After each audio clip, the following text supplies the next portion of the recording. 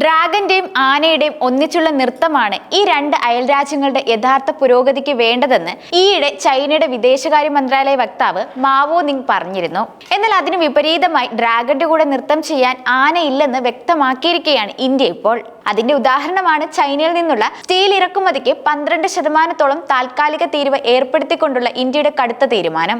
കഴിഞ്ഞ ഒരു വർഷമായി ചൈനയിൽ നിന്നും ഇന്ത്യയിലേക്ക് യാതൊരു നിയന്ത്രണവുമില്ലാതെ ഒഴുകിയെത്തിയ സ്റ്റീൽ കാരണം ഇന്ത്യയിലെ പല സ്റ്റീൽ നിർമ്മാണ വ്യവസായ സ്ഥാപനങ്ങൾക്കും ഉൽപാദനം കുറയ്ക്കേണ്ടി വന്നിരുന്നു. അതുകൊണ്ട് തന്നെ പല ഫാക്ടറികൾക്കും നിലനിൽപ്പിന് തൊഴിലാളികളെ പിരിച്ചുവിടേണ്ടി വരികയും ചെയ്തിരുന്നു. ഇതോടെയാണ് ഇന്ത്യയിലെ തൊഴിലാളികളെ സംരക്ഷിക്കാനും സ്റ്റീൽ നിർമ്മാണ ഫാക്ടറികളെ പ്രതിസന്ധിയിൽ നിന്നും കരകയറ്റാനും ചൈനയിൽ നിന്നുള്ള സ്റ്റീൽ ഉൽപ്പന്നങ്ങൾക്ക് 12% ഇറക്കുമതി തീരുവ ഉയർത്താൻ തീരുമാനിച്ചത്.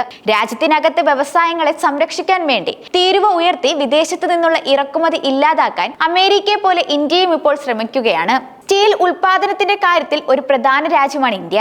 ലോകത്തിലെ രണ്ടാമത്തെ അസംസ്കൃത സ്റ്റീൽ ഉൽപാദന രാജ്യമാണ് ഇന്ത്യ.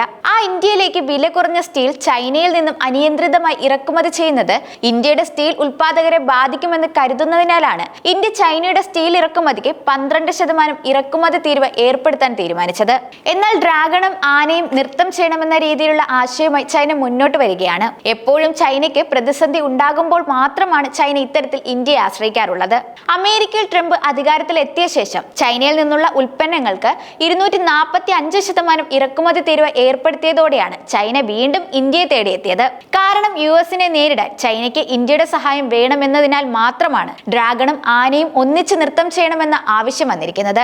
അങ്ങനെയാണെങ്കിൽ മാത്രമേ ചൈനയ്ക്കും ഇന്ത്യക്കും ശോഭനമായ ഭാവി ഉണ്ടാകൂ എന്നാണ് ചൈനയുടെ വിദേശകാര്യ വക്താവിന്റെ പ്രസ്താവനയ്ക്ക് പിന്നിലെ ഗൂഢലക്ഷ്യം. 2020 യാതൊരു പ്രകോപനവുമില്ലാതെ ഇന്ത്യയെ ആക്രമിച്ച രാജ്യമാണ് ചൈന. അന്ന് ഗാൽവാൻ അതിർത്തിയിൽ ഇന്ത്യയുടെയും ചൈനയുടെയും പട്ടാളക്കാർ തമ്മിൽ ഏറ്റുമുട്ടിയതിനെ തുടർന്ന് നിരവധി പേർ മരിക്കുകയും ചെയ്തിരുന്നു. എന്നാൽ എന്താണ് ഡ്രാഗണും ആനയും എന്നതുകൊണ്ട് ലക്ഷ്യം വെക്കുന്നത്?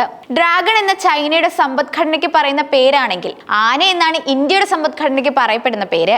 1991 ഇന്ത്യ സാമ്പത്തിക ഉദാരവൽക്കരണം നടപ്പിലാക്കിയപ്പോൾ സാമ്പത്തിക വിദഗ്ധർ ഇന്ത്യയെ വിളിച്ചത് ആന എന്നാണ്. ആനയെ പോലെ വളരെ മന്ദഗതിയിൽ നീങ്ങുന്നതാണ് ഇന്ത്യയുടെ സമ്പദ്ഘടന എന്ന അർത്ഥത്തിലാണ് അവർ അന്ന് അതിനെ അങ്ങനെ വിളിച്ചത്. പക്ഷെ ആന നൃത്തം ചെയ്തു തുടങ്ങിയാൽ പിന്നെ ലോകത്തിലെ ഒരു രാജ്യത്തിനും രക്ഷയില്ലെന്നും സാമ്പത്തിക വിദഗ്ധർ അന്ന് പ്രവചിച്ചിരുന്നു.